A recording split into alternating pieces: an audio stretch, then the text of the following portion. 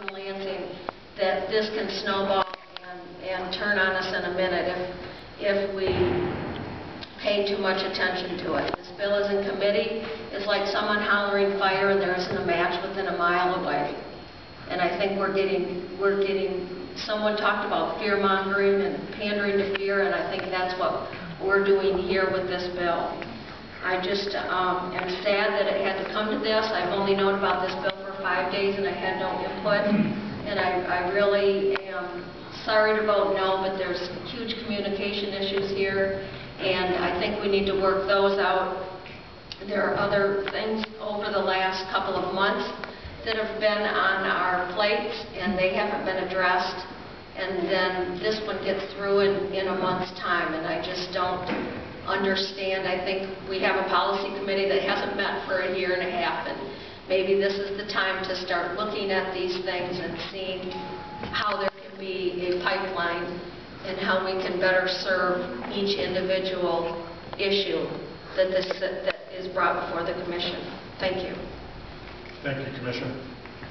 You know, it's hard being the last one to speak because everyone says everything, but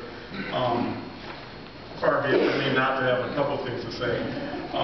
You know, one, we have rules that this commission goes by, and there's so many things we deal with, as you can imagine.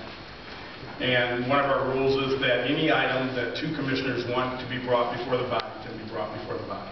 That's how this ended up here. So just being clear on that. Number two, I want to also be clear that though I do agree with Commissioner Miller about there's certain things at the federal level, we can't take on everything.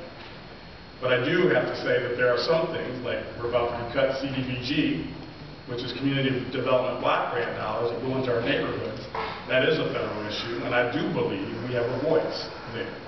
Absolutely. Because that affects all the wonderful things that we try to do in neighborhoods to make them better. And that's on the chopping block. So I also encourage you, as you're advocating, that's an opportunity for you to also support your community as well. Let me say this, being on that note with you. I'm happy to see everyone. I'm always happy when this chamber is full because we do such great work, and Commissioner Anderson says it all the time, that just goes by and no one pays attention. We pass a budget each year, $150 or so million budget, and there's a whole bunch of you, I've never seen you comment on our budget or at our budget sessions. We've had a comprehensive plan that was developed to address how we use our land in our community. We're